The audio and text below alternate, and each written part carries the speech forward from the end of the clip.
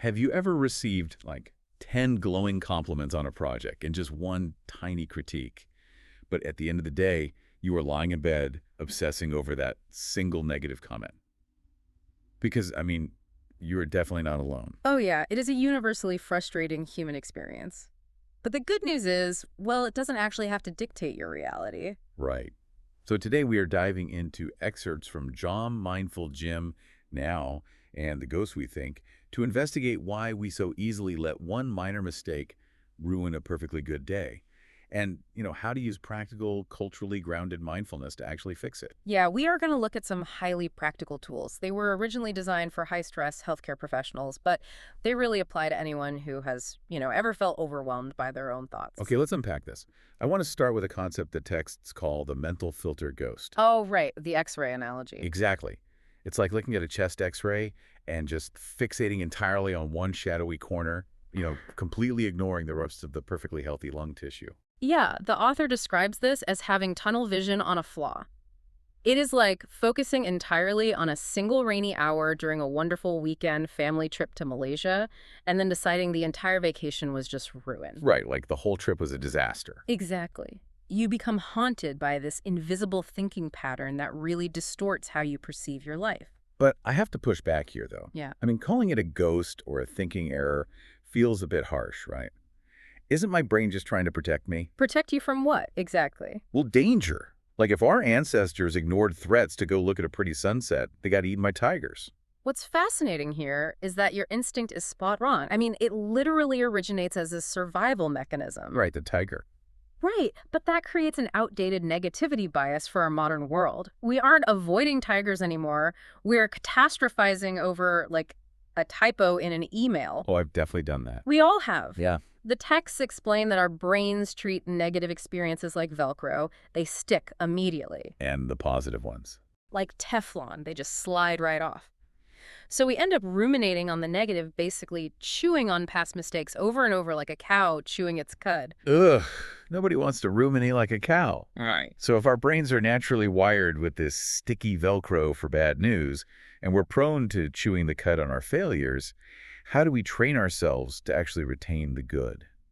Well, the sources offer a culturally grounded approach from Malaysia called the Teh Cham philosophy. It's got Cheng. Yeah, it's a local beverage that mixes coffee and tea. So it's an inherently blended experience. It's not all bitter and it's not all sweet. Okay, I like that. Right. Life is just like Teh Cham. Doing a gratitude workout doesn't mean living in denial or ignoring the bitter parts of your day. It simply trains your brain not to miss the sweet parts. I see. So if Teh Cham is the philosophy of accepting the bitter and sweet, how do we actually put that into practice? Because the book introduces a technique called W.W.W, right? Yes, the W.W.W technique. Right. And instead of letting your mind's browser default to what went wrong, you actively tune it to what went well. Though I have to mention, the author gives a very explicit, pretty funny warning that W.W.W definitely does not stand for what women want. Yeah, trying to figure that out might actually cause you way more stress. Totally. But tuning into what went well, that is an active daily practice. Like, think about your commute this morning. Were you solely focused on the traffic jam, or did you, notice the open road for the last mile? You have to deliberately scan for the good. But it's incredibly hard to tune into what went well when my phone is constantly buzzing with like urgent problems and stressful news alerts. I mean, it feels like my environment is actively working against me. Should I just throw my smartphone in the river? You don't have to go that far. You can actually use that same device to flip the script. Wait, really? How? Through something the text calls mindful photography. Instead of just consuming stressful alerts, you use your phone's camera to capture small, ordinary moments of joy. Oh, like the example of the light hitting a hospital corridor. Yeah. Or just, I don't know, a simple warm cup of tea. Yes, exactly. But how does taking a picture actually fix the underlying negativity bias? I mean, it's just a photo. It works by forcing a physical pause.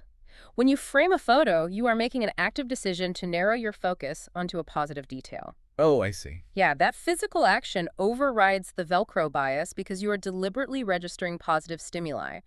This cultivates what the author calls a beginner's mind. Beginner's mind. Yeah, which just means viewing ordinary, everyday things without your usual preconceptions as if you are seeing them for the very first time. Wow. So it breaks the automatic negativity routine. You start seeing the complete landscape of your day, rather than just zooming in on the single flaw. Exactly. It broadens your perspective. So what does this all mean? It means you shouldn't let tunnel vision dictate your reality. You have the power to step back, stop ruminating, and zoom out to see the full picture. It really is about acknowledging the rain, but choosing to also see the sun. That's a great way to put it. We will leave you with this final thought to ponder. If human brains are naturally Velcro for the negative, what would happen to the mental filters of your coworkers or your family members if you actively dedicated yourself to pointing out their Teflon moments of success today?